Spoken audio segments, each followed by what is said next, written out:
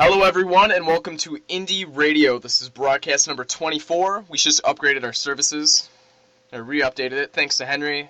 We were really cramped for time and our money was low in our PayPal, so it was a bit stressful. But Henry sent us money, so thank you. Everyone can thank him for being able to do the radio show today, so thank you very much. Today on the show we have the news and the interview as normal. Indie Radio is an indie game development talk show which is here to bring you interviews with both large and lesser-known indie developers, recap the latest news, debate about topics in indie gaming, and to give you some tips and tricks for your journey into programming. I'm your host, Brett Hudson, broadcasting from the Midwest United States. And I'm your co-host, Ian Jones, also known as Wits, broadcasting from the East Coast. Alright, and we're going to start the news right after this.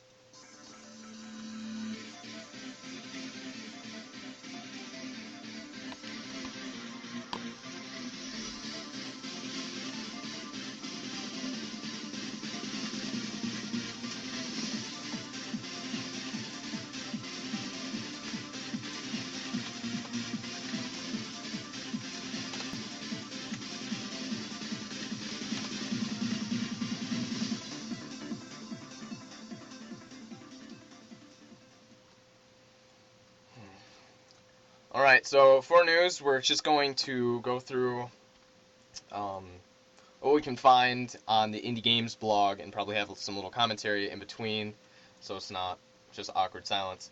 We've been really booked this morning, especially with the social network that we've been developing for the last, 3 weeks, would you say? Yeah, 2-3 weeks, something like that.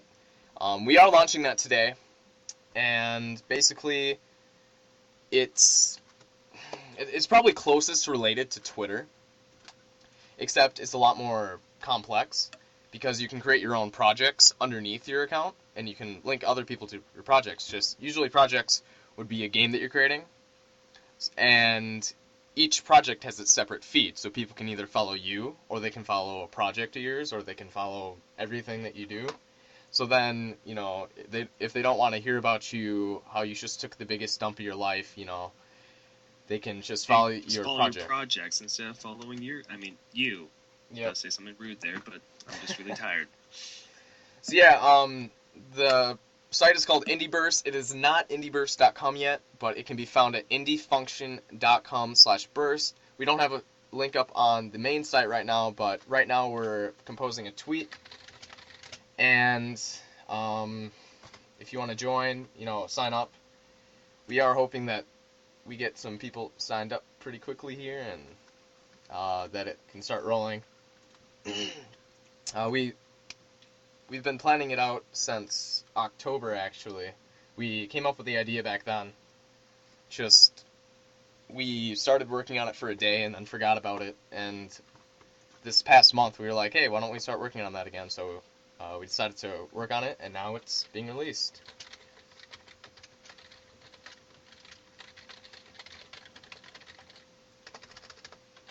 Alright, and the tweet is out there, so if you need the link, you can go find that. We had some private beta testers, and they helped us get most of the bugs out, but there probably are still going to be bugs in the open beta, so if you could help us by sending those in, that would be great. All right, thank you, Snail. So for stencil news, there is the new Stencilpedia, they call it. It's basically a giant, tutorial log thing. What are they called? I can't think of the word right now. Don't know what to tell you, Brett. Documentation, that's the word that I'm looking for. It's documentation stencil. And they have a few major points between this. There's no structure, aside from the getting started article. There's no progression or structure. You had to figure out things for yourself. Coverage of the wrong topics. There was disappropriate coverage of unimportant things like the website peripheral tools and totally obvious things like how to save and publish. I think these are updates from the old Stencilpedia that they're talking about. And then there's key concepts and features were completely missed. They added them up now. And then something about PowerPoint-itis, so apparently they're allergic to PowerPoint or something. Itis means it causes swelling. That must suck. Yeah. Also, the Stencil has an App Store roundup, It looks like some games that are on the App Store right now, including Bunny Cannon, Penny Arcade, Icy Slide, and Block Dozer. I like the art styles for them. Block Dozer looks very simple, although it's got a cartoony feel to it, so I'm not sure. So if you want to check those out, you can find them at blog.stencil.com, and you can also look at the new Stencilpedia, obviously, at stencil.com/stencilpedia. Hopefully you can spell that. It's a bit of a mouthful. Alright, and then with Skira, obviously the people that created the Construct, they have a new article about Internet Explorer 10, how it's fast and native. That's a first for Microsoft. Anyways. Basically, they talk about it and said that their last HTML5 gaming performance measurements, there have been 3 new releases of Firefox and 2 new releases of Chrome, but there has been no official updates for Internet Explorer, blah, blah, blah. And it goes on about the speeds of the different programs. Internet Explorer 9 is the lowest, Internet Explorer 10 is the second lowest, followed by Firefox 12, Chrome 18, then Firefox 12 again. Oh, that's with WebGL, and then Chrome 18 with WebGL. So, hopefully Internet Explorer can speed up their stuff and possibly get in WebGL so they aren't just limited to the 2D games. And Chrome and Firefox are 4 times faster or more efficient with particles than Internet Explorer. They're both at 60 frames per second, and then Internet Explorer 9 and 10 are between 10 and 20. So it looks like Internet Explorer really isn't doing too hot with the HTML5, as they always have been behind, obviously. So I don't know. I don't even see why they keep making browsers. Was faster with my library than Safari when there's a lot of strain on it. So even though I tend to hate Internet Explorer 9 is way better than previous stuff that they've done. Like, there is a massive gap there between IE8 and IE9 where it got way better, even though the interface of it looks shittier in my opinion. Mm-hmm. Alright. And then there are a few bundles going on right now. Obviously the IUP bundle that we talked with the people that created it last week. That was a lot of fun. And that's still going on. Funds seem to have started coming in slower. So if you guys want to support that, which I recommend that you do because there are some great games in there and the money is going towards the developers to work on their new projects. Some of the games include Caveman Craig 2, Koya Rift, Special Edition or something like that, and some other great games that have been made with Game Maker. And you can simply donate to it by going to IUP Bundle, that's IUP bundle.com, and just donate via their Kickstarter or the new thing that they've started working with. I'm not exactly sure what that is. And then Congregate just sent out a weekly email a little bit ago, and Ian David B. asks, I have a question. Isn't that what this is about? If zombie, terrorists, communists, alien, robot, ninjas attached to your headquarters, what would you do? Congregate responded by saying, we would probably break into our secret supply of rocket launchers and chainsaws that we keep up in the ceiling above our storage closet just for such purposes, as well as enlist in the genetically modified guinea pigs we accidentally created a few years back, but with whom we have an excellent rapport. Rapport? Okay. If all else fails, we'll lure them into the office, blow it up, and walk calmly into the flames. Or from the flames, I'm sorry. And then some other stuff. Alright. So, I'm glad that you guys would do that. I'm a bit concerned that they have chainsaws. The Indievania, that's one of those Steam-like engine bundle thingies, jigs stuff. Flux capacitor, you know. They have just released their first themed indie bundle called the Bundle for Dead. 4 zombie-themed indie games for $4, all DRM free, PC downloads, $4 price, available only until April 9th. And then the price goes back to the normal $16, so you get it 75% off. It's a dollar game. It includes 3 Dead Zed, Zombie Football Carnage, Coral Slayer, and Metal Dead.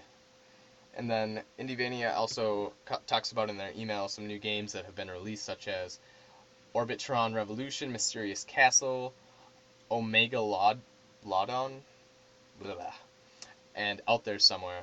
And then some news down at the bottom saying bundle support, key support added, and coupon codes. Unity also had their March news sent out just 23 hours ago for me.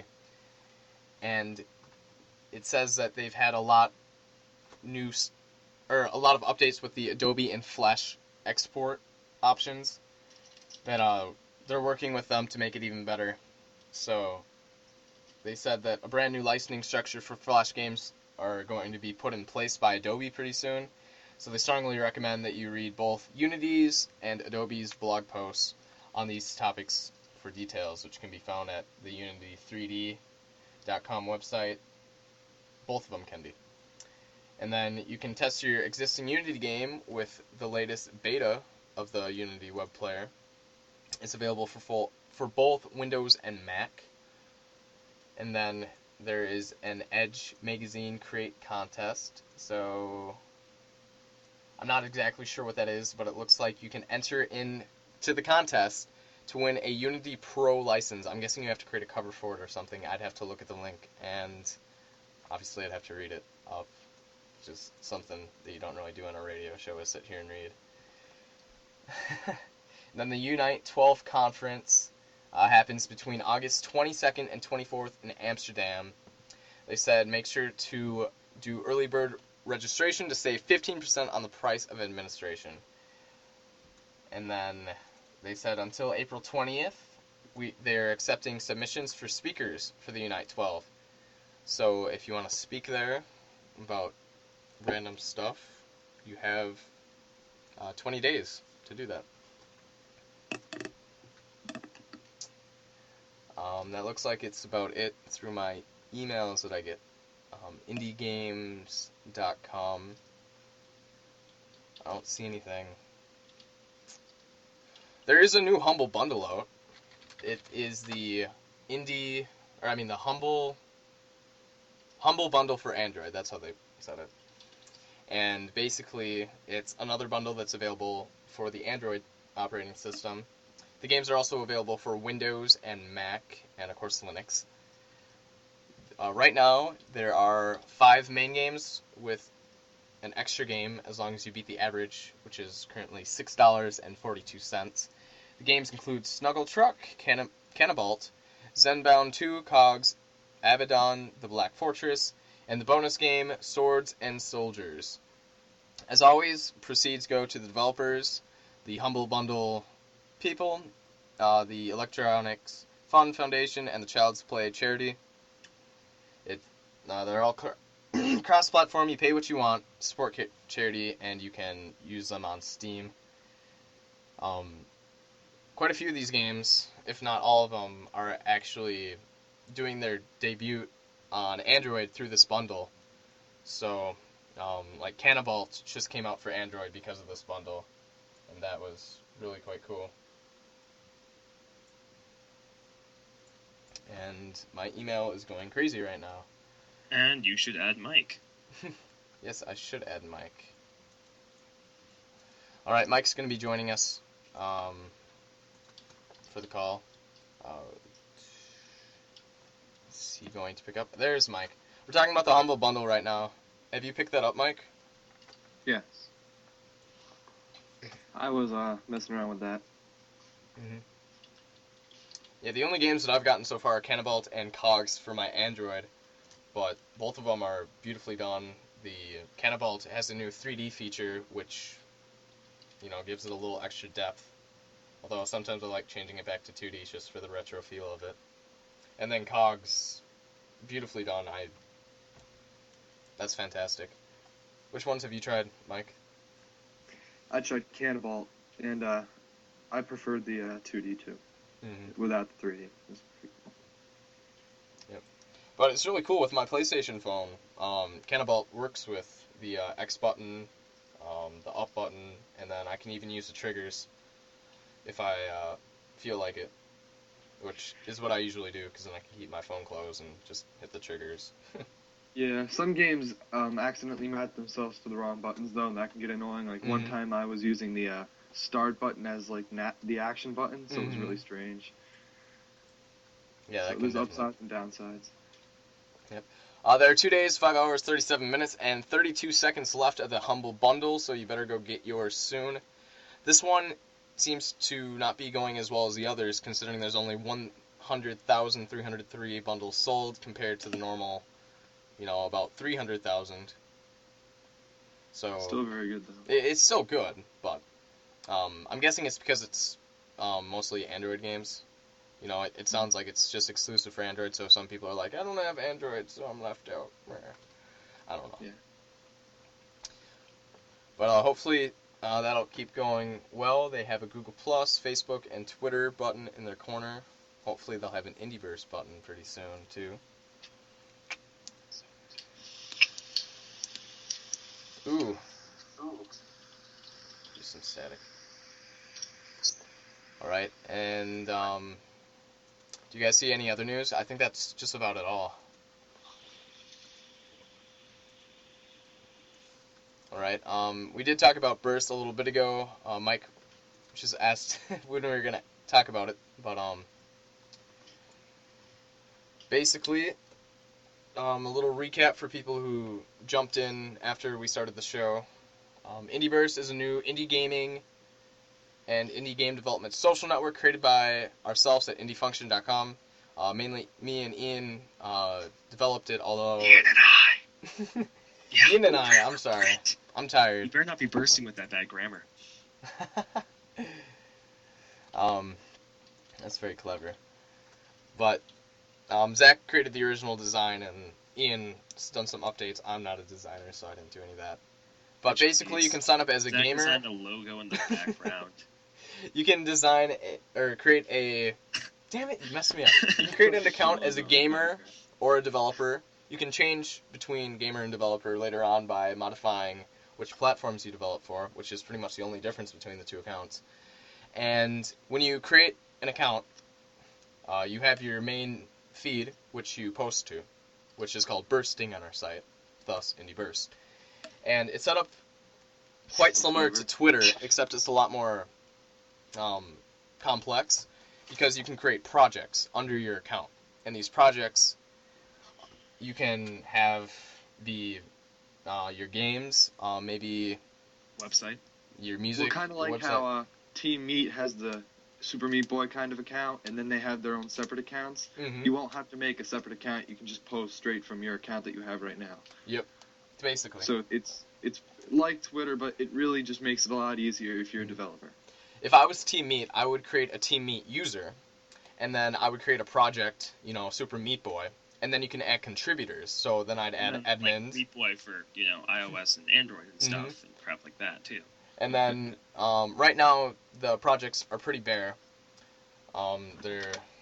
Indie Function has like 3. I was adding that in, which is why I was so quiet a minute ago. But I just burst into the radio one. But that way, people can follow you, or they can follow your projects. Like, if they don't care about one of your games, then they don't have to get updates on it. And if they don't want to hear about you taking a huge dump, then they don't have to know about it. Yes. And we are still going to be doing updates over the course of the next month, such as the projects page is definitely going to be upgraded a bunch. There's going to be a music tab, so then you can upload your soundtrack to it. There's going to be a screenshots thing. We're hoping to add instant play, so you can actually upload your games to our site, or perhaps link them from another site. Actually. I was working on that this morning, trying to get a little code for that stuff. It's mostly about virus checking. That's our main problem. Yeah, so we were thinking that we do it via an external site, so then, they check for viruses. External site, right. But yeah. So if you want to sign up for that, the URL is indiefunction.com/burst. we're hoping to buy indieburst.com pretty soon, but obviously we're going to have to get a hold of the guy that currently owns it and buy it. He just has it parked, so it shouldn't be too hard. But if you want to join, go to indiefunction.com/burst. If you don't want to type it, we have the link up on our Twitter, and obviously we can put it in our IRC, which I'm actually doing right now. So, just make an account. We don't even care if you're inactive. Just do it. Actually, yes, we do, but just do it anyway. Right now, guys, we need more. Come on. We're not that desperate. We feel irrelevant right now. All right, so we'll hopefully use our robot powers on you. So hopefully this will help indie game developers be more productive and reach out to their fans, and just post about it. Be less productive. I mean, yeah, like Brett said. Yep.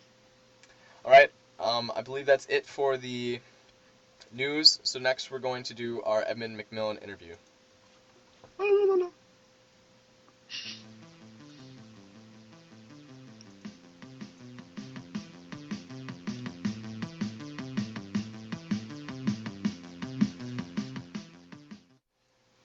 Edmund McMillen interview was pre-recorded. It was our first pre-recorded interview in ages, and it was quite weird. But basically, Edmund doesn't wake up for another. Same thing. Edmund doesn't wake up for another 4 or 5 hours, so obviously we couldn't get him to go live on the show. But we did get a bunch of people to send us questions on Twitter and then answer them. So here's the interview. It is about an hour long. Hope you enjoy. Hello, everyone, and welcome to our interview. This interview has been pre-recorded. It was recorded on Wednesday, March 28th, in case anyone was wondering. But today we have a very special guest, Edmund McMillen, with us. Hello. All right, we're pretty excited to have him on the show. Well, really excited. Over the course of the last few days, you guys have sent us questions on Twitter and through IRCs and private messages, and I've actually been a bit overwhelmed with all the questions. We'll try to get through all these and ask them, and then at the end, we'll ask him some questions that we've had. First one would be from Gagplex. He asked, I would really like to know when we could expect a version of the Binding of Isaac add-on that will work with DRM-free Unholy Edition. Well, the Unholy Edition... Oh, wait, like the Unholy Edition is that the question?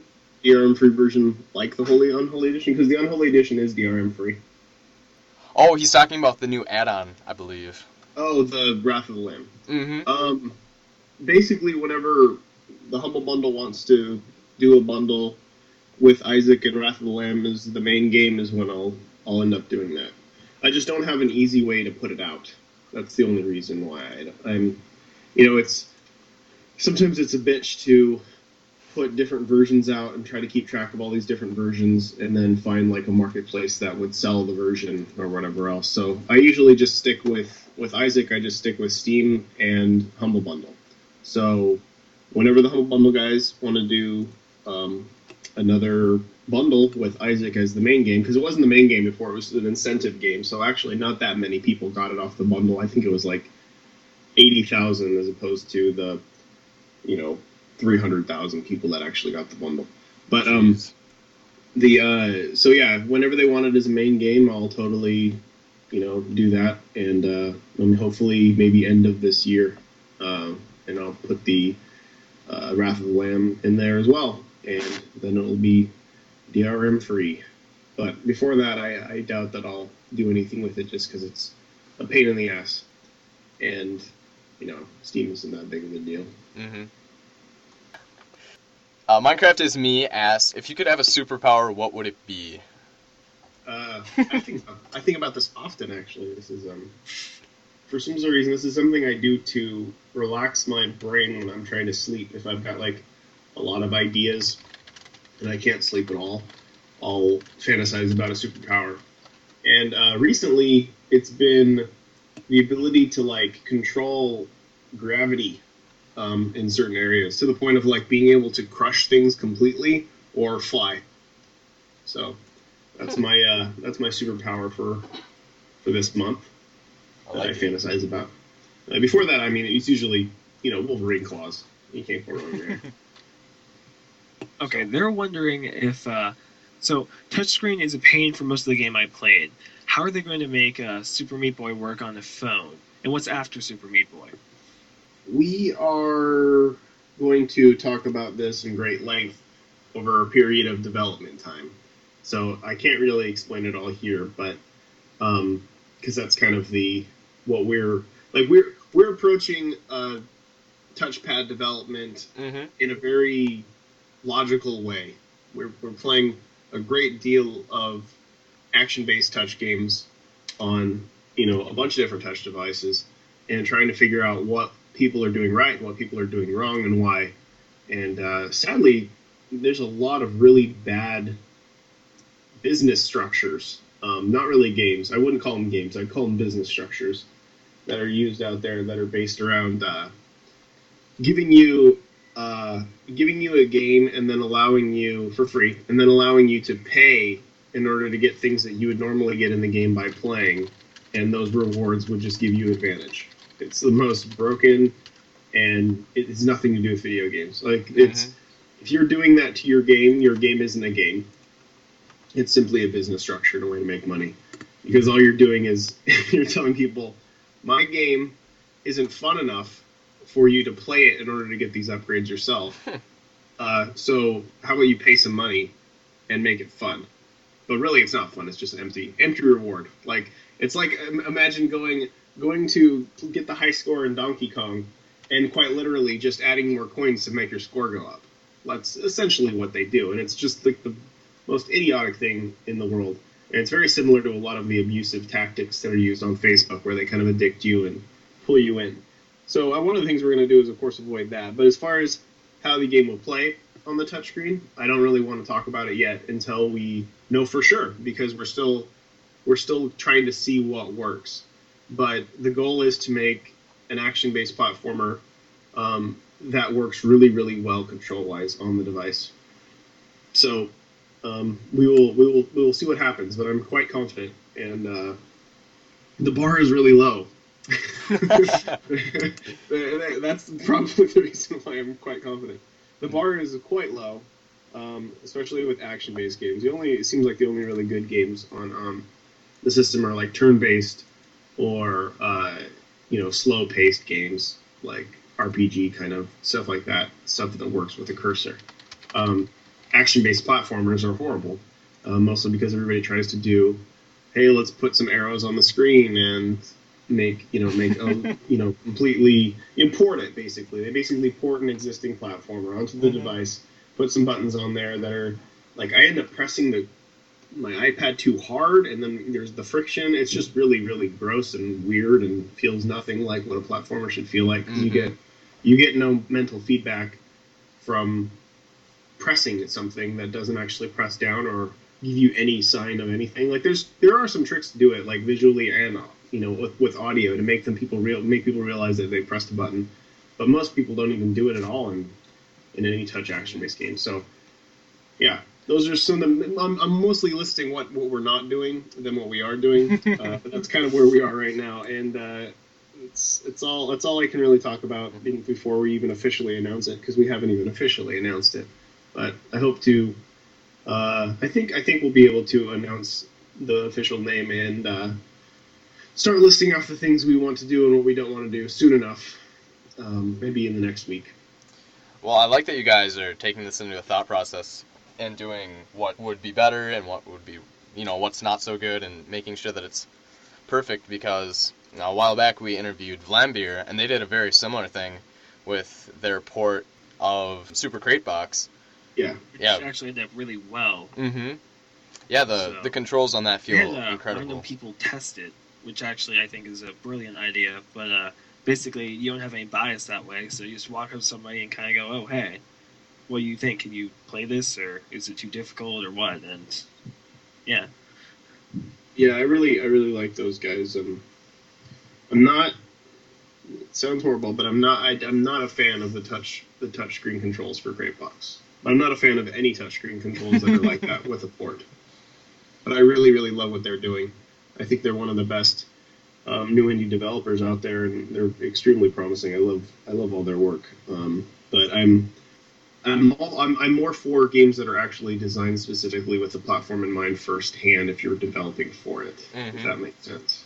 Yeah, that's it. There's a lot of things about the, like, I can like list off the good games, like the good games that are actually designed for the platform on like one hand, and they're not really that good, and like it's just kind of sad. And I feel like there are a lot of people out there. I mean, obviously the market's really huge, and there's got to be a lot of people out there that want a substantial experience that was designed specifically for the platform, and not just copying some existing, PC or console game and then just, porting a gamepad over the screen. It's like, it's so half-assed, and everybody's just doing knockoffs. It's kind of a sad environment, and we kind of want to make public our development thought process. Not exactly what we are doing, but kind of how we are thinking about the whole thing and what we really don't want to do. And maybe kind of open people's minds a bit of exactly why the marketplace is a bit fucked up. Hopefully we're right, and people really do want a substantial game experience and not just a little pick up and play, flick your finger around the screen, or some horrible port. Because we'd like to make a game that was intentionally designed with the system in mind. And the sad fact of the matter is, like, there's only a handful of those on there that are good, and it's like Cut the Rope is probably the best, but it's almost, I mean, no offense to Cut the Rope, but it seems almost offensive to say that that's the best game out there on the market. Like, Where's My Water? These games are made for little kids, but they are quite possibly the most fully realized and best designed games. You got like Swords and Sorcery, you've got Infinity Blade, and you don't have much else. And then there's the games that are ported, and there's probably only one that's really good, and that's World of Goo, which is amazing. Oh, yeah, that was fantastically done. Yeah. But again, it's a cursor-based game, so cursor-based games can port perfectly, usually. I mean, even like a game I played a shitload of recently, which was a portable Flash game that's free, is Kingdom Rush, which is probably the best base defense game I've ever played. But again, it's a base defense game. I don't know, it's just, it's weird. It's a very bizarre marketplace where, like, the highest grossing game out there is a total piece of garbage rip-off game of an existing Flash game called Crush the Castle, which we all know is called Angry Birds, and it is a game that has very little design to it and is almost completely dependent on luck. It's horrible. It's just, I don't know, there's a lot going on there that I feel like could be improved on, and instead of just being a pessimist and saying it sucks, we're never going to develop for it, we decided, this would be really hard to do. This would be a challenge to make a game that is intentionally made for the system that might be good. We hope it's good. And so that's kind of where we're going with it. Instead of saying it sucks, it's hopeless, we're going to say, hey, we think there's a lot of people on here who would really like this kind of game, because we would like this kind of game. And there's a lot of people who own the system and play the system as a gaming system, so why not make a full, fleshed-out game for it? So that's my really long response to the simple question of how the controls are going to work. But we will see how the controls are going to work. I am glad that you guys are looking at it from this perspective, whereas, touchscreen controls aren't the best, and you guys want to make touchscreen controls work for you. So I really like that. Yeah, I mean, we'll try anyway. It's obviously been done. Like the games I've mentioned use them perfectly. So it's I mean, it's definitely possible. It's definitely possible. Might be simplified, but sometimes simplified controls can actually have a lot of depth. So we'll see. You want to add anything, Ian? Well, I mean, it's Super Meat Boy, so it can really only get so much more difficult anyways. Jacob S. asks, why Meat Boy? Why not Vegetable Boy? Yeah, that's a joke question, if he knows it. Yeah, pretty much. Yeah, I'm not going to even... I mean, you had that question asked to me in almost every interview of the first 50 interviews that we did when we announced Super Meat Boy. And I used to have witty comments I don't anymore. Well, I believe the last one was "fuck off." That was as witty as God. And this I've given up completely. I don't have anything. Okay then. So the next question would be, where do you find the motivation to continue working on games? and that's from that snail. Yes. That random Yeah, snail over there on Twitter. people have asked me that. Like, there's who was it? Someone I think it was a friend of mine. Someone I ran into on the streets, and something like, I saw the movie, and you guys sold 1 million copies of Meat Boy, and you're set, so you don't have to work on anything anymore, right? And it was like, the idea of not being able to, or not having something to work on anymore, is the most horrible thing I can imagine. Like, I guess it's just different types of people, and different goals. But my goal was never to become some millionaire, and be set for life or anything like that. It was always to make games. I was poor for a very long time, and I've been doing this for 10 years, and I wasn't doing it really for money. I was doing it, hopefully to make a little bit of money so I could live, but it was because I really loved making games. And, I think it kind of showed, like, after I did Meat Boy, I did Isaac, and that was my vacation game. That was a game that I did, as a game jam, just for fun, and it turned into a bigger thing. And in a lot of ways, the iPad Meat Boy is kind of the same way, where it's like, this was kind of a joke that turned into, a prototype that turned into, hey, wait, let's try this. Like, and it's as simple as, like, I can't stop making games because I am not a happy person if I'm not creating something. Like, I need to have a project. I need to have a project in order to function as a human being and, like, be even remotely pleasant to be around. Like, it's just how I work. Ever since I was very young, I've always had projects, personal projects that I've worked on, and which is, I guess, why I was able to get where I am. Like, I've always just been a self-motivated person who, not just thrives on, creative projects, but need them to function. Like, in order to be happy, I need to be creating something, or I feel like a loser. And in a lot of ways, I know Tommy feels exactly the same way. So I know a lot of developers that feel the same way. Like, you don't feel special in any way unless you're doing what makes you special. And, it's clear what makes me special is creating things. So if I'm not doing that, I feel like I might as well be dead because that's kind of what I'm here for. But yeah, so that's where the motivation comes from. Like, it doesn't come from anywhere. It's just there. It's haunting. It's not exactly a positive thing. Like, there's been times in my life where I've been severely depressed because of this haunting voice that keeps me up for days that won't let me go. Like, because I can't stop. I'm like a fucking shark. Like, I need to keep swimming or I die. So, it's a double-edged sword in a lot of ways, and people only see the positive, like, oh, this guy fucking makes shitloads of games or whatever else, but I can't stop. Like, because I'm not going to be happy unless I'm doing something.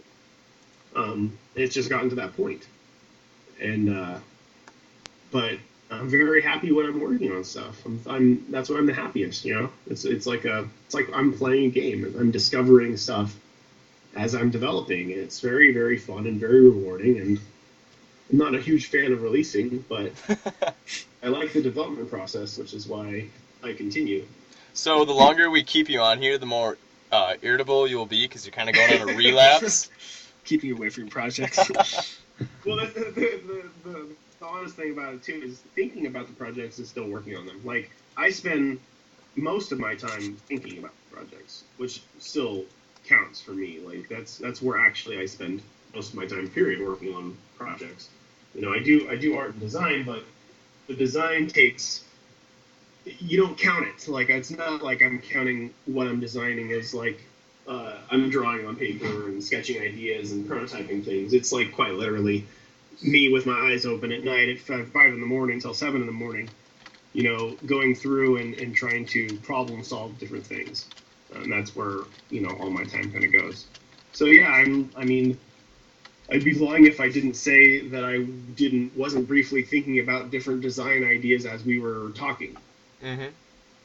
It's just, I can usually keep myself occupied, even if it looks like I'm not. But there are, of course, times where I've hit pockets of I feel like I can't do something, or I don't have a project that I really want to do, and when that happens, it sucks. But luckily, it has been. I have a lot like on the back burner. Like when I'm feeling really motivated, I just write down everything, all the ideas, even if they're stupid or if they seem pointless or if they're just not even really ideas, but more or less like vague things. I just write them down because I know that if I ever do hit a pocket where I'm not feeling that inspired to work on something, new or whatever, I can go back through there and see if I can find something that might motivate me to think, oh, this is a cool idea, maybe I can explore this. Awesome. There's another really long answer for it. I feel like that's true about most developers with the whole. I mean, the ones who really stick with it for a while, it's kind of like you have to keep making something, or else you kind of just don't really feel complete, essentially. So. Yeah, I'm sure a lot of developers feel that way. I mean, I do feel Myself included. Yeah, I do feel happier when I'm programming. And yeah, the same thing with the whole thinking things over. And I especially do that though when I know that I have to do something that's gonna, be one of those things you have to sit there and you have to keep programming it for a long time before you can test it. It's kind of like you don't really want to get around to doing that because you're feeling lazy, and then when you finally do, it's like okay, but before that, you just think about the entire thing over in your head. And Yeah, I mean, game design is 99% thinking. Just not even really doing. Like, I mean, there's a lot of work in programming, no doubt. Like, but yeah, you think more than you actually work. Yeah, I read a long time ago when I was first getting into programming with C++. My book said that one of the most common problems with new programmers is that they try to program before they think. And you just reminded me of that because you should always think out what you're going to do before you start to program. So. Yeah, I mean, it's crucial. I guess it's just something that most designers probably don't even think about because it's just second nature. But I know I mean, with anything, like you have to, unless you want to waste a lot of your time, it's best to think in depth about where things could go wrong. All the holes in the design before you start jumping in and putting some actual physical work behind it, because you're going to fall into holes as you go, and it's best to try to at least have a rough idea of where these holes might be before you do it. You're going to end up wasting a shitload of time. So, children, what we've learned from this is that procrastination can pay off. Yeah, just say, I'm thinking. Perfect. I'm busy, I'm thinking. It's not an excuse, it's true. Pretty much. All right, our next question is slightly inappropriate, so we'll just skip that for now. Next up... I'm slightly inappropriate. I'm guessing you don't want to answer any questions about your genitals, though. Ah, man, it's the usual, the common thing. Every interview, of course. All right, so Mario asks, will Wrath of the Lamb be released DRM free? Oh, we already had this question. Yeah. I don't know why you really like the DRM free thing. I don't really completely understand it. I mean, I kind of do if you've got like a bad PC and you don't want Steam using up a teeny tiny bit of your processor, but like, I don't know. It seems a little... Maybe they're just not buying it. Dun. I feel like that's the more likely thing. It's terrible, but... If you want the DRM free version of Wrath of the Lamb, and you don't want to buy the Steam version, you could go ahead and pirate it, and just, if you feel bad about it, or if you want to give me your money, you can just buy it on Steam, and then get the pirated version, and then you could, have a free conscience, or whatever. I don't really care, but the only way to get the DRM... I feel like that should actually be legal, though, I mean... It is legal. Because, I mean, you're still buying it, so it's just like you're getting a better version of it for your computer. I mean, I think the law is, as long as you own, like, a physical copy of something, you can pirate it. Alright.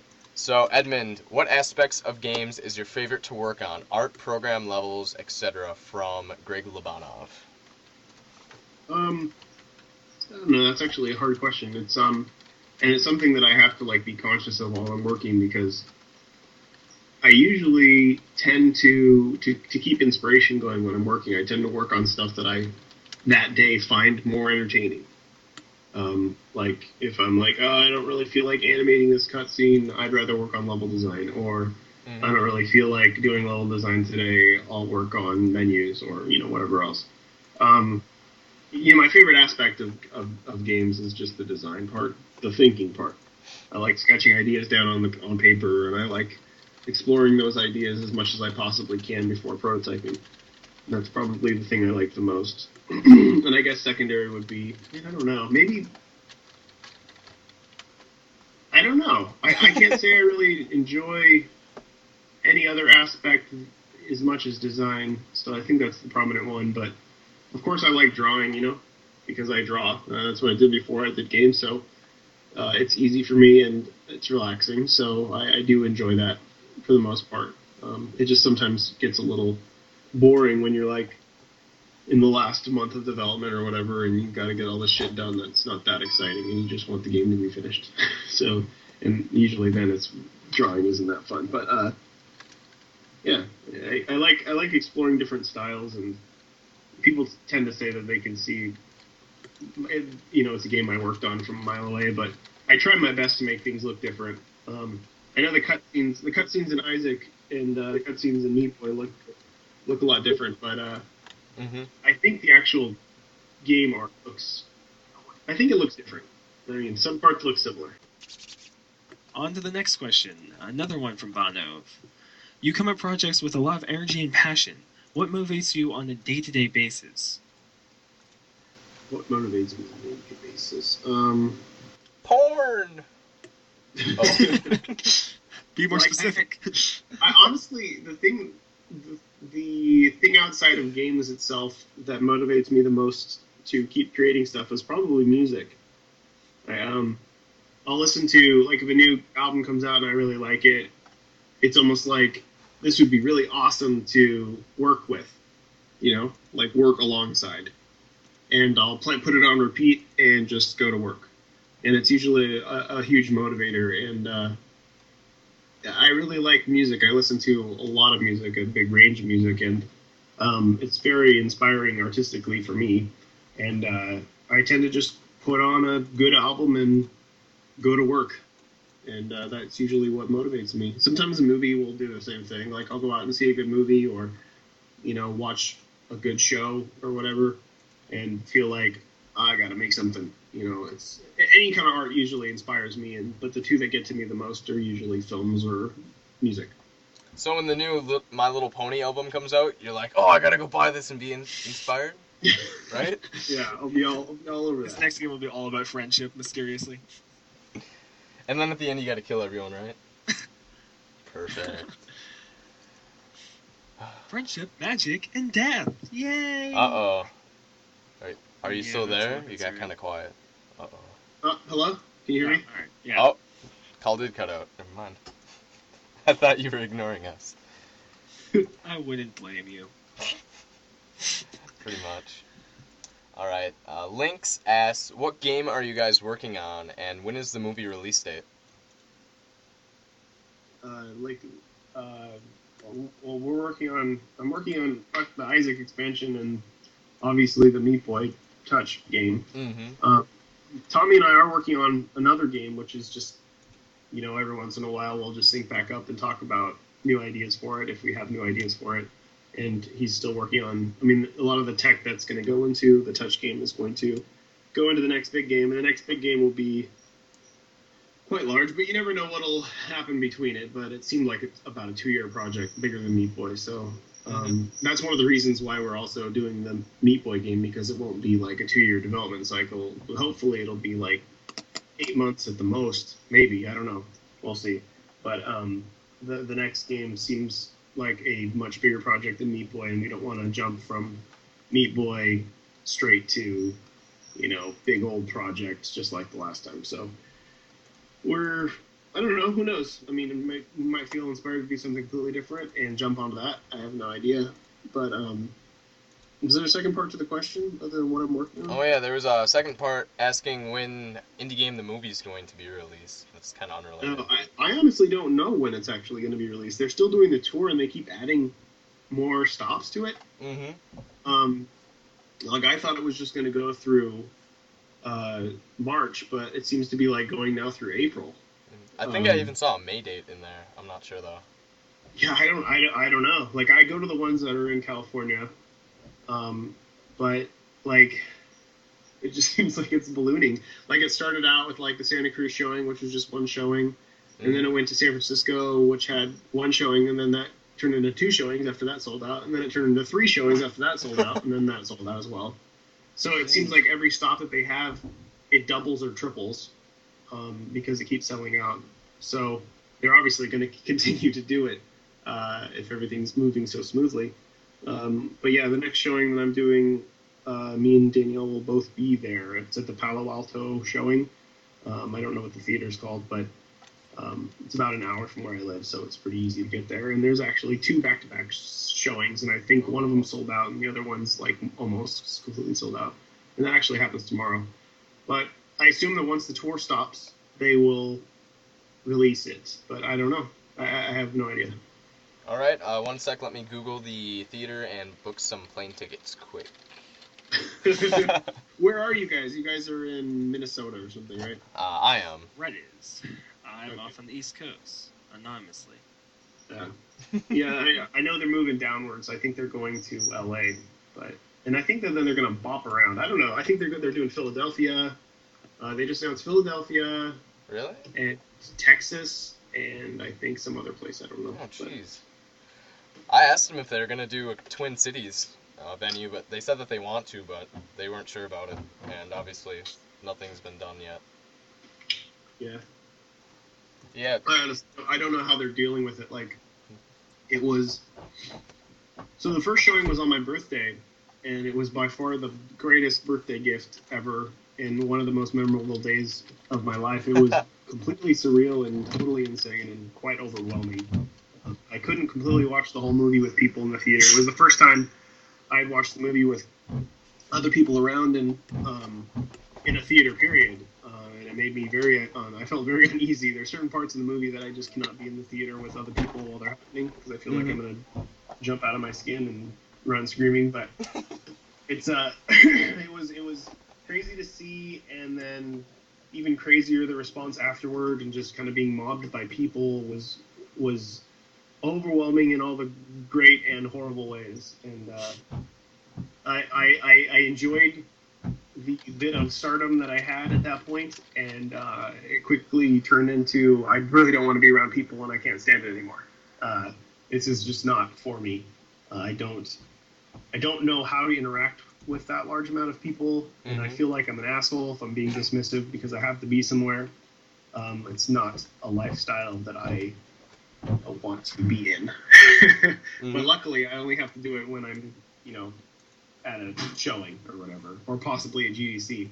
So other than that, nobody knows who the fuck I am unless I'm around very specific people.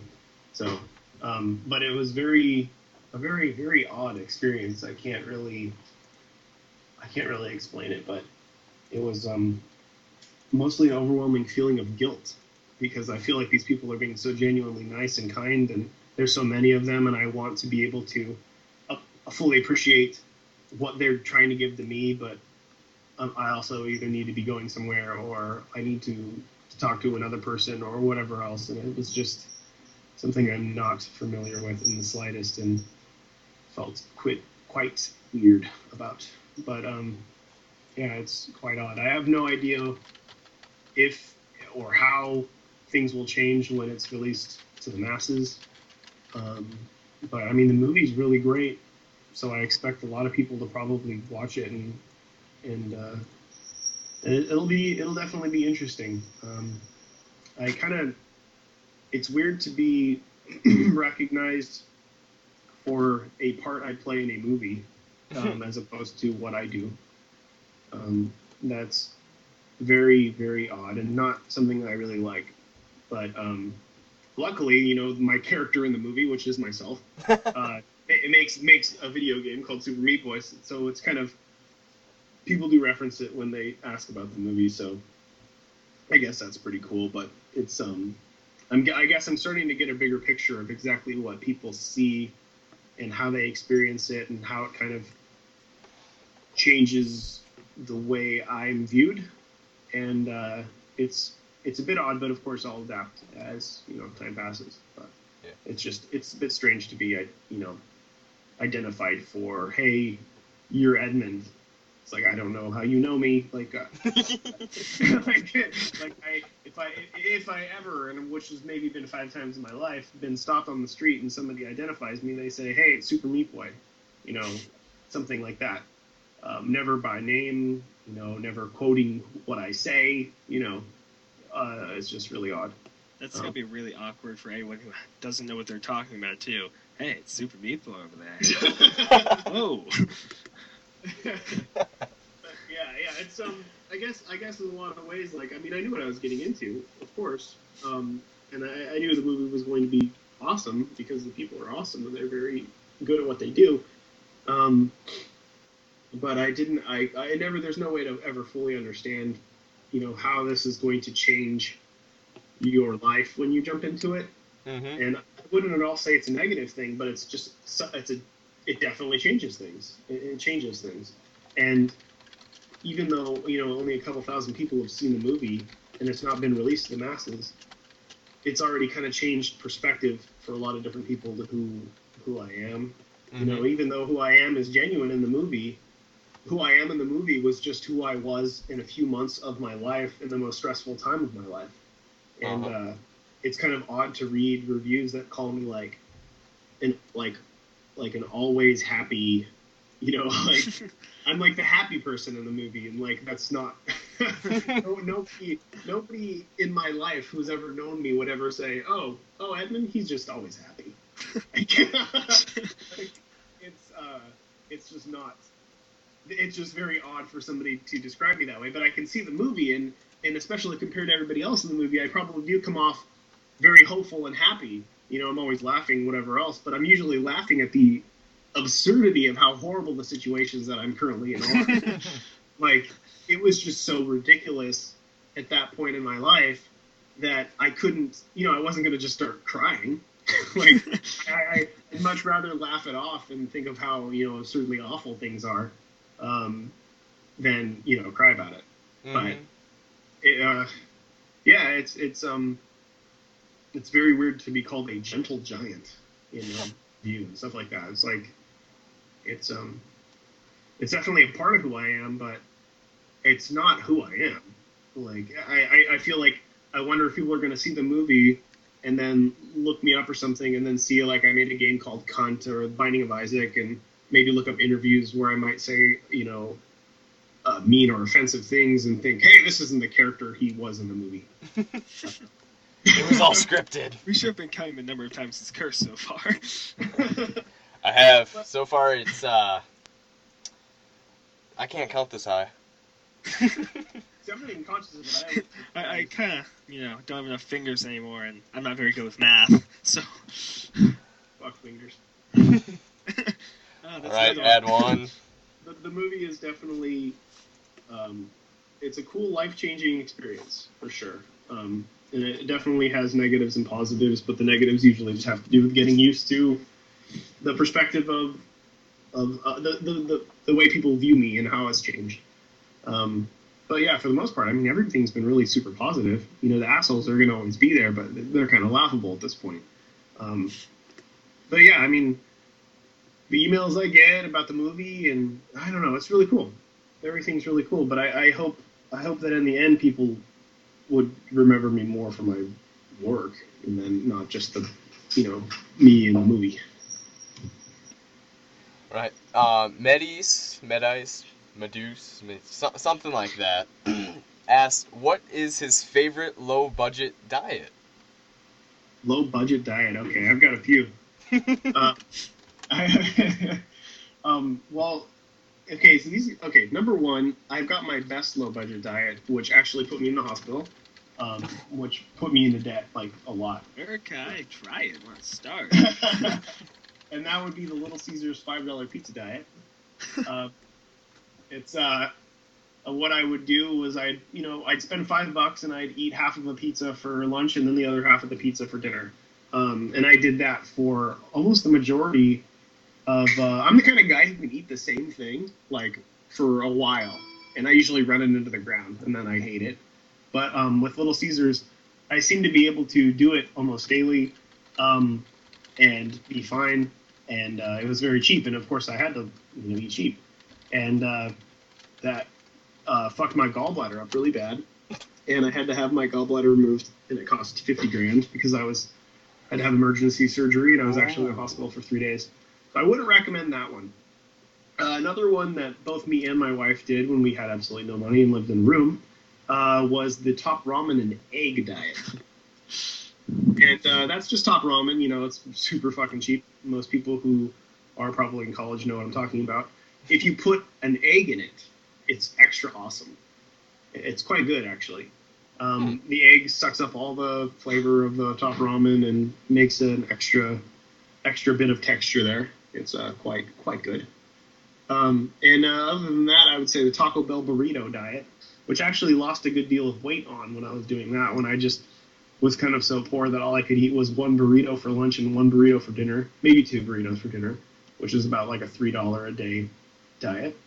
And I actually somehow lost weight off of that. But then I gained it all back when I went to the pizza diet. But yeah, I think those are my top threes as far as really cheap diets go. Wouldn't recommend any of them. I've got some news for people out here. They're for some bizarre reason, the poorer foods, they fuck you up the worst. I don't know. I think it's a government conspiracy. Most likely. Is it a cat? Yeah, I've got like a couple of them. Gotcha. You got some pussy over there. Oh, God. That's kind of scary, because somebody just asked me to ask you if you ever have considered making a game with kittens. With kittens? Yeah. Like, with them doing the work? Well, obviously, because kittens don't have a program. What else are kittens good for? Yeah. Cats are actually quite prominent in The Binding of Isaac, so they definitely come through. Guppy, which is my cat, our oldest cat. Guppy's been with us for a very long time, and he is very prominent in Isaac, and he'll be even more prominent in the expansion. Guppy's, he's pretty cool. And we've got 3 other ones, so we got 4 cats total. Cool. 2 of them are hairless, and 2 of them have hair. 2 of them are black. Guppy's black. If I could get them to work, I would work with them. Yeah, they all have some really bizarre personalities. They're quite different.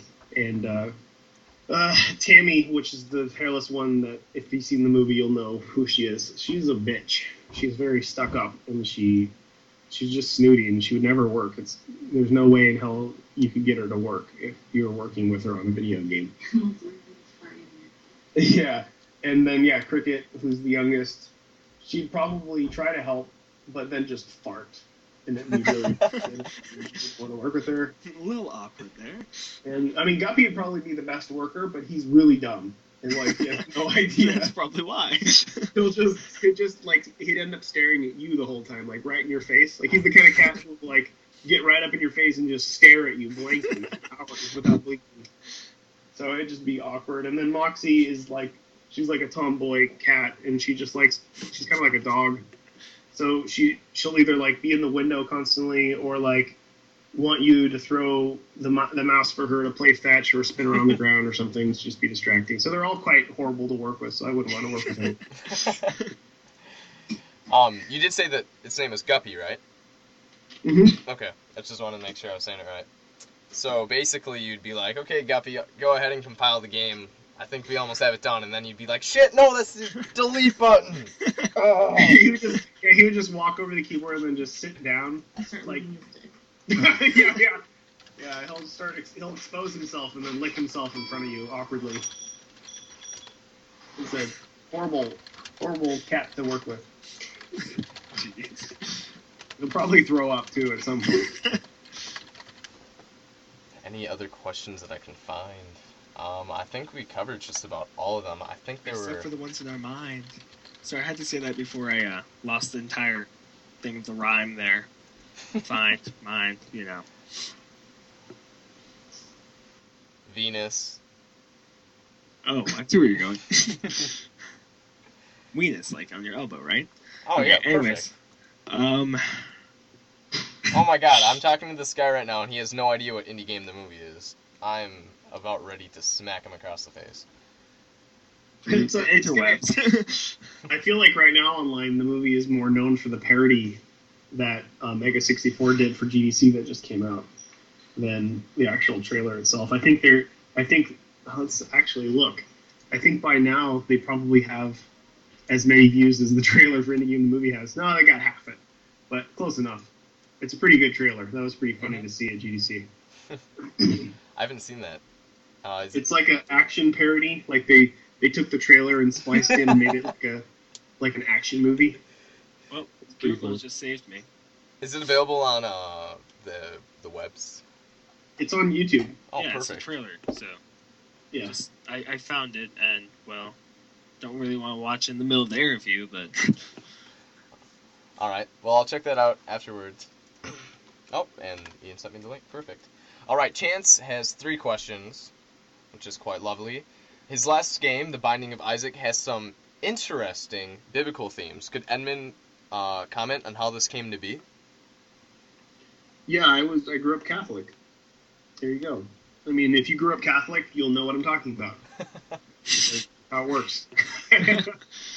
I mean, I grew up Catholic, and I always thought it was really interesting, and I still do. I'm not religious now at all, and I really wasn't when I was younger, but I always thought the mythology of Catholicism was pretty cool in a really dark way, and it's probably the reason why all of my games are quite dark, because, you know, when you grow up with, you know, a picture of a dying man on your wall, you know, and you look up to him as like your, you know, father or your god, it's weird, you know, and especially when you're young and you understand. I don't know, I felt like I was quite young and I didn't believe in the Bible, but I thought the stories were really cool, in the same way that like Grimm's fairy tales are really cool, and in a lot of ways, The Binding of Isaac was a retelling of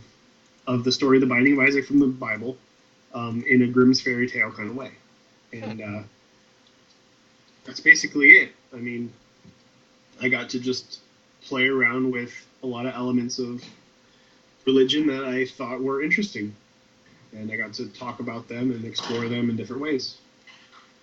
That was basically it. I mean, it wasn't like I was abused like that when I was a kid or anything, but it was, you know, the religion was floating around, and on the other side of my family, they were all born again Christians, who were quite hardcore and very in the 80s with the whole like you're going to go to hell if you play D&D or Magic or whatever. Oh my god.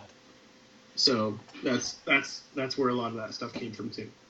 So, I mean, in a lot of ways, the Binding of Isaac's religious aspects were just an exploration of my experience with religion growing up, and, you know, the interesting aspects as well as the not so interesting aspects. And that's kind of what I was looking to explore when I started.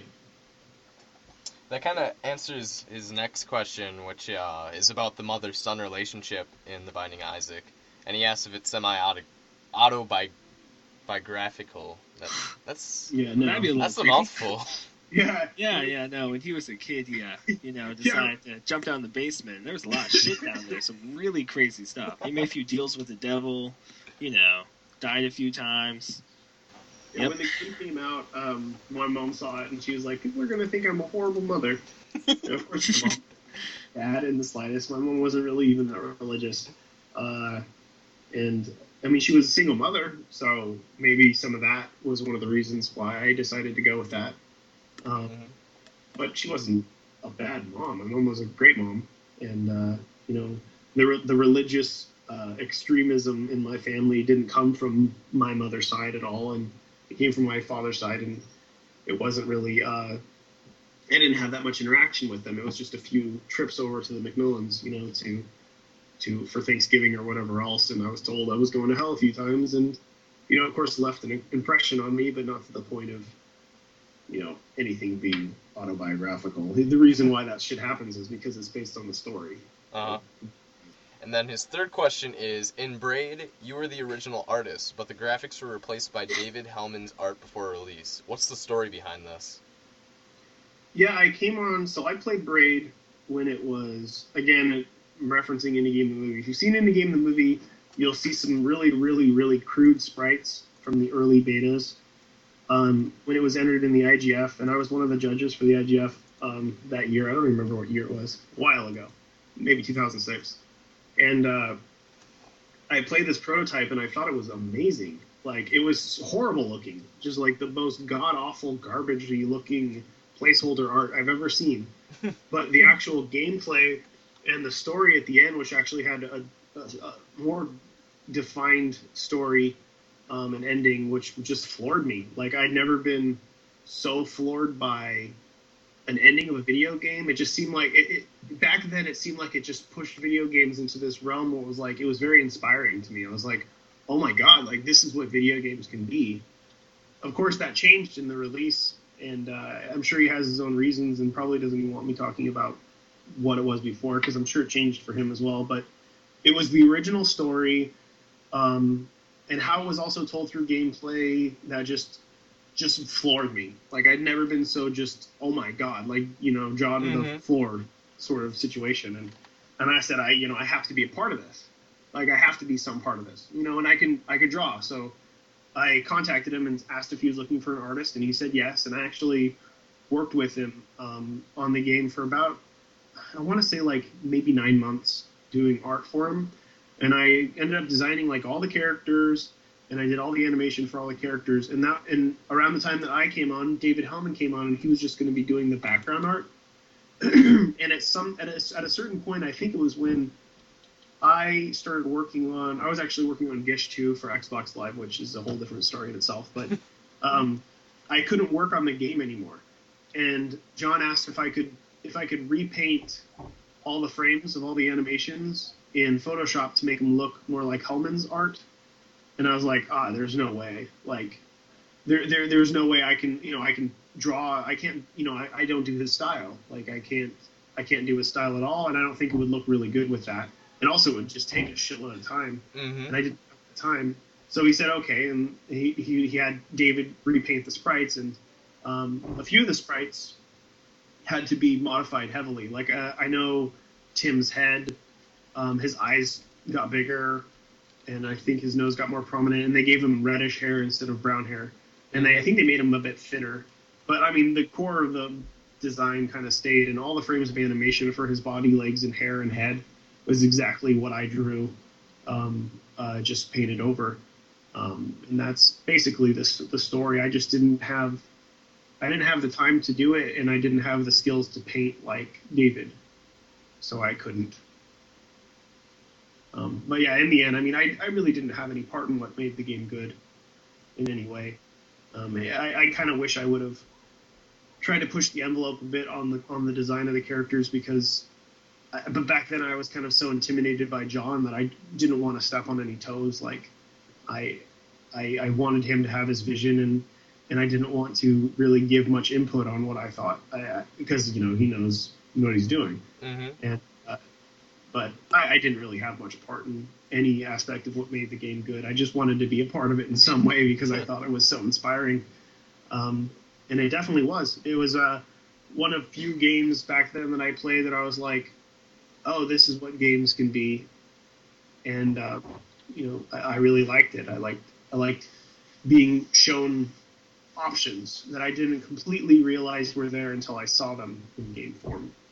I completely agree with just about everything you say with the whole games as art thing. There's two categories of my favorite games, and there's games that are really fun to play, and then there's games that just make me look at it differently and just kind of like, whoa, am I playing a game, or what is this? This is, whoa. So Machinarium. Sorry, just throwing that out there. All right, so I believe we got through everyone's questions. Only took us like an hour. All right, so sorry for anyone that we missed. I hope we got them all in. But now we're going to ask our own questions. Would you like to go first, Ian? Ladies first. All right, then. So, Edmund, when you're programming, do you prefer to program with your shirt or without your shirt? I don't program, Oh, so duh. shirt on. Shirt on. Wow. Dumb question. But I do know Tommy sometimes programs with a shirt off. Ah, okay. When? I don't know when. No, But I mean there- win there- as in win, like success. A win. Yes. I thought there was a Not H. when. Yeah, I I'm do pretty still sure. win WHIN sometimes, so it's understandable. Yeah, you guys are from opposite borders. A little bit of a difference in True? accents. Yeah. And I'm in the middle. Awkward. You sound gay now. Oh, wow. It's funny because it's true. Anyways. So, when you first started programming, or not, God, when you first started game development and game design, did you think that you'd be as far as you are today? No, a lot changed in the past 10 years. Like when I got into game design and when I started getting interested in it, I was like 20 years old, and I didn't realize what I was doing was game design. Like when I was in high school, I would fool around with like the Duke Nukem 3D editor, and I made games in Click and Play and that sort of stuff too. I was into D&D, but I would only play as the DM and no one would play with me. So I ended up like designing these games, in quotes, on paper, and I really enjoyed that aspect. You know, I just enjoyed creating these things, but I never really realized anything I was doing was game design or game design related until like 2001 or 2 when I started making kind of interactive Flash stuff, and then I found this site called Newgrounds, which was like a Flash portal back then, and I met this guy named Tom Fulp, who's like one of the key people for me, video game wise, that kind of showed me what independent games were. I don't even think he realized he was making independent games. He was just making shitloads of Flash games before Flash was really. It wasn't made to make games. Like you were supposed to make games with it, but he was making all these like really basic, interactive point and click adventure type stuff, and it was really inspiring. And I was like, oh, this is so cool. And again, didn't realize I was making games, but ended up making a few little Flash games, and from then found out about this company called Chronic Logic, which just happened to be like down the street from where I lived, and they made this game called Bridge Builder, which I had actually played online. It was like a kind of like a little bit of a viral. Back then was much smaller than now viral, but a little bit of a viral game, which wasn't in Flash. It was made in C, and I volunteered my time with them. And it kind of opened my eyes to this whole scene where, like, I got invited to this place, this thing called GDC. And it's fucking funny now because in 2002, or I think it was the first one I went to, in 2002, GDC was quite literally like 1/60th of what it is now. It was like one large room with a few booths in it of like all these different companies that are kind of looking, you know, if people are looking for work. And that's all it was. And then they opened the IGF. Which was like 5 games that were just complete crap. It was just like really crappy little games. And we entered the IGF with a game that I ended up pitching, Gish, to the company, and it made it into the finals. And that was just kind of like, that's when I finally realized what I was doing. Like, I finally realized, oh shit, like, I'm making games, and this is really new and fresh, and not many people are doing this. Like, this is a big opportunity here that I should really go all in on. And from then on, over the course of 8 years or whatever, I just kept making games, and with each game you have like a little epiphany and you realize, oh shit, like another door opens in a way. Like, I just leveled up, or I just got better. I have a better understanding of games now and game design because I created this and this and this and this. And just shit stacks up. And that's basically where I am now. I ended up here. I didn't know. I didn't know this would happen. I didn't think it was an option. Even when we won the IGF in 2005, after that, I thought, oh well, there's nothing bigger than this for me. Like, I can't go bigger than this. Mm-hmm. Like, Gish came out. I don't even remember how many copies it sold, but it made like $300,000 in like a 4-year period, which was a lot then, which is not that much now. It's, you know, probably what most people get paid just working, but split 3 ways. It was just, I didn't think these were options, and then suddenly all these other doors started opening up, and people are like letting independent games be on console and Xbox Live, and then Steam pops up, and they're all about independent games, and then, you know, independent game movies get made, and suddenly I'm doing a console game, you know, and so on and so forth. It's just, I was just kind of at the right place at the right time, and I put in the time and effort and work it took to level up enough for people to give a shit about anything I was doing. And I just ended up here. It was just something I thought was fun, and this is where I ended up. So what exactly would you say to people that want to really get good at game development and game design? What is the number one thing you recommend them doing? Well, there's a few things. I think the number one is just make as many games as you possibly can and don't worry about making money. Like, I get a lot of people IMing me and saying, hey, I'm going to start my new game. Can you tell me about monetization and Flash sponsorships? And I tell them, no, like, you're not going to make money off your first game. That shouldn't be your goal. Like, you shouldn't need to worry about that. If you're just getting into games and you want to make a game, you should never be thinking, I wonder how much money I can make off this. I didn't make any money off of, like, a shitload of my games. It wasn't even an option, really. But, like, I didn't make any money off of my games. I did it because it was fun, and that's how I learned. Like, if my goal was to make money with my first game that I ever did, that I did for free, which was called Weltling, which was a long time ago, if I would have been so disappointed, I would have quit. Like, I'd have been like, I didn't make anything. This isn't gonna be lucrative. Like, I can't pay the rent with this. This isn't fun. And then I would have left. So you can't go in doing that, you know. And of course, things are different now, and you possibly could make money, but it just shouldn't be something that you are looking at as like the end game. Like, just, I'm echoing. Oh no, had another echo. I think it's just your microphone. Like, if you don't speak for a certain amount of time, I think it's picking me up. Oh, I see. Yeah, that could be. Is it better now? Not really. Great. Yeah, usually, like, on Skype, if I'm talking to Tommy and this happens, he'll, like, clap his hands next to the microphone, and it'll fix it. Okay. Like that? Alright, let's see if that worked. Yep, that worked. Oh my god.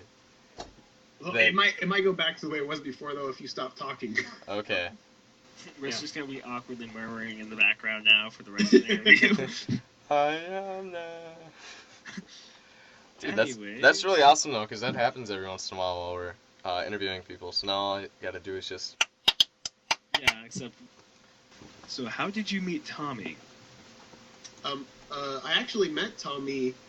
I knew of Tommy. I knew about Tommy back in the Newgrounds days. Like, we both linked each other, like, on, we had, like, we called them web rings back then. Okay. So, Tommy and I met, or knew of each other a long time ago because we both linked each other in a little web ring, which was associated with Newgrounds. It was called the Newgrounds Network. And we each had these little tanks that we put on our website somewhere. And when you clicked the tank, it went to this portal page that said, like, here are all the people that are in the Newgrounds Network. And my site was called This Is a Cry for Help, and his site was called Tommyism. And we both made really weird stuff. I was known for these games called Dead Baby Dress Up. And Tommy was known for, he had 2 games. One was called Bitch Hunt, and the other one was called Nail Jesus to the Cross. So I knew of his work way back then. I don't know if I ever really talked to him online then, but we knew who we were. And then fast forward to like 2008, I ran into Tommy at GDC, and it was kind of like, hey, you remember me? I'm Tommyism. And I'm like, oh yeah. this is a cry for help. And he's like, yeah, I know who you are. And like we started talking a bit, and then ended up talking more online, and we just kind of got along really well. And I asked him if he wanted to make a quick Flash game or whatever, and he's like, sure. And we made this game called Gray Matter, and it was pretty awesome. And I mean, aside from how good the game was, it was more like I really enjoyed working with him. And around that time, we were working on Gish 2. I was working with Alex Austin, the guy who did programming for Gish. And we were going to do that for console, but we needed somebody who's experienced with like console programming. And that's actually what Tommy did in the in-between period between like Newgrounds and now. He actually did console development. So he was going to come fly down and stay with us to do the development of Gish 2, but Gish 2 like wasn't moving at all, and things just weren't happening, and it was just there was no productivity happening whatsoever, and it was pretty discouraging. So while that was kind of going on, Tommy's like, hey, you want to make a console game? And around that time I was getting all these different offers from different people, because 2008 was like a really big year for me, and I had made a shitload of games and got a lot of attention, and Nintendo was one of the people that contacted me. And since Gish 2 was going to be for Xbox, I thought, if this is so, slow moving, maybe we should do a little game for Wii. And that game was Super Meat Boy. That's how it originally started. It was like a side project to do while Gish 2 got developed. And in the end, Gish 2 got canceled because there was no work done on it. It just sat there. And Tommy and I were like, well, what should we do? I mean, we have this deal with Microsoft. I don't want to like make it look like we're losers. Like we couldn't hack it with Gish 2. So we were like, hey, how about you take Super Meat Boy? Like, it's going to be good. We have a prototype. And they're like, and it took some major convincing for quite a while, and kind of came back with like, okay, we'll switch it out for Super Meat Boy, as long as you agree to not do it for the PlayStation, and you can still do it for the Wii or whatever. Of course, we know that the Wii didn't end up happening for file size issues, but that's basically it. And I left Cryptic Sea, which was the company name, and took Tommy home, and Tommy lived with me and Danielle for a few months, and we started working on Meat Boy full time, and the rest is cinematic history. And that's the basic story of how I met Tommy. That's a pretty cool story. Maybe I was just going to comment about how I was kind of shocked that Super Meat Boy was going to originally be for the Wii. I actually never knew that. So if it would have been for the Wii, how would you have gone about doing that? It would have been the same. Like it was for the Wii. Like it worked on the Wii, but the whole problem was like we developed it cross-platform. It actually worked on the PlayStation 3 as well, because when we were pitching to Microsoft, we were also talking to Sony. But Sony never got back to us, so it seemed like they weren't interested. And a lot of the people don't understand now. They see, Super Meat Boy, did well and people liked it. So then they go like, why did you let them put that in the contract so you couldn't do PlayStation 3 or whatever else? Or why didn't Sony get back to you? And it's like, nobody fucking knew who we were. Like, we had no pull.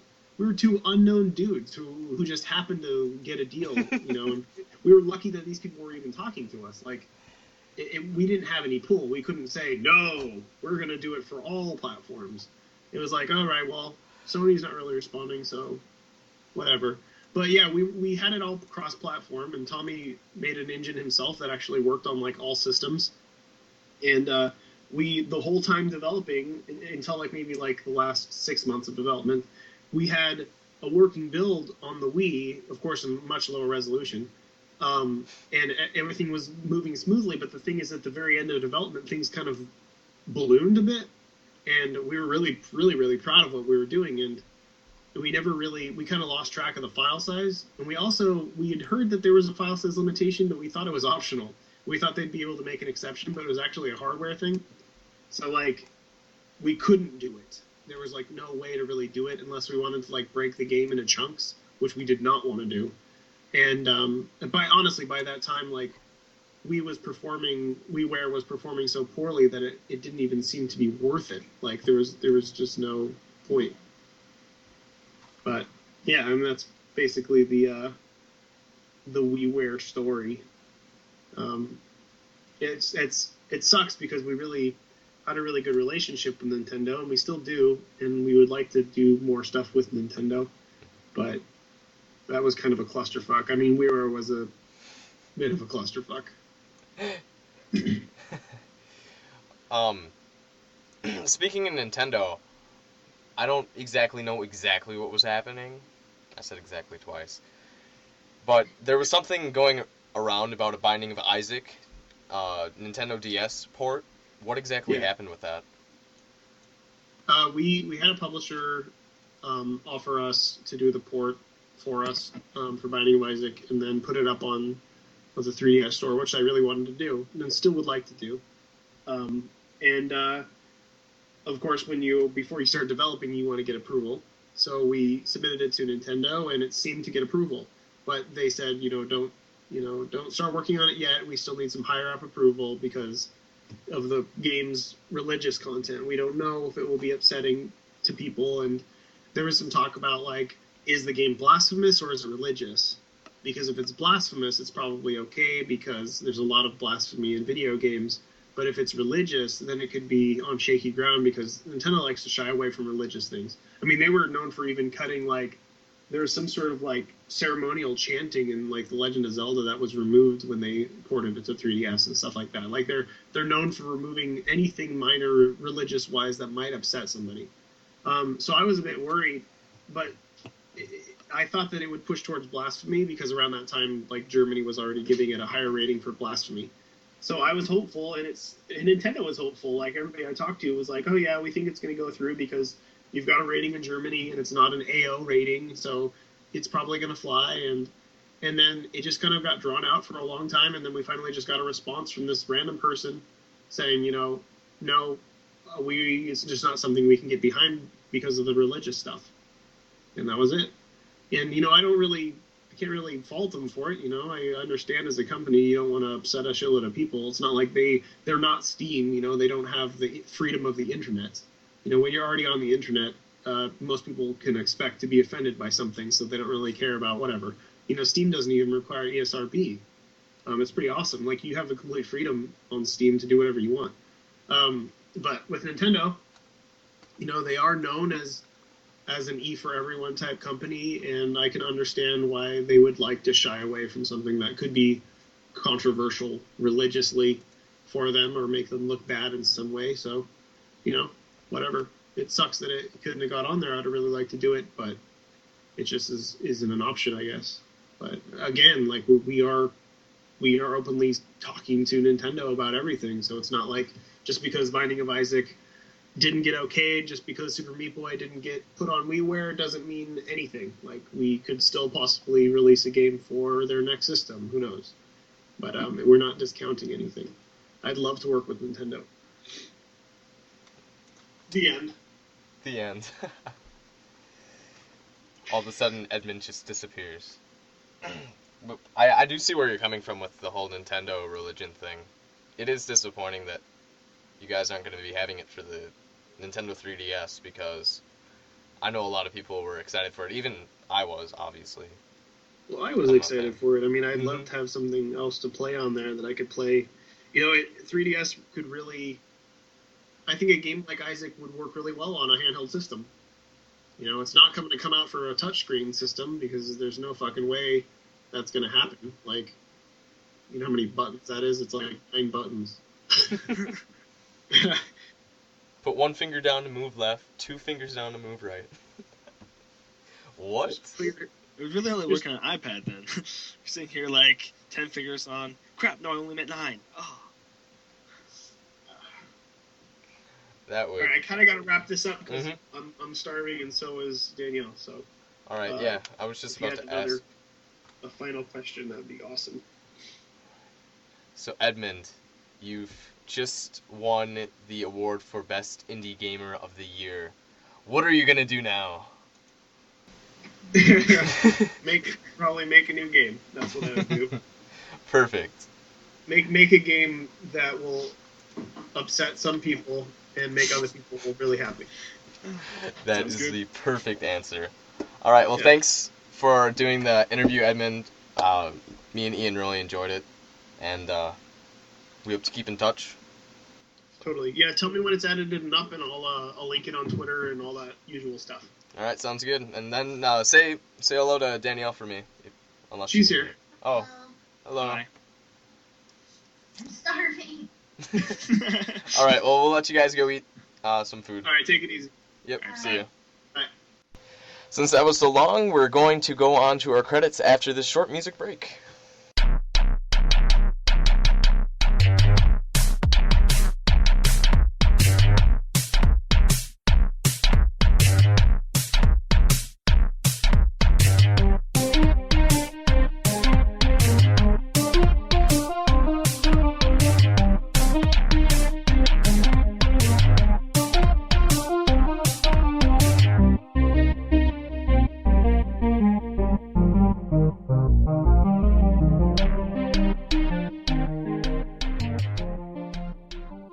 Thank you for listening in to broadcast number 24 of Indie Radio.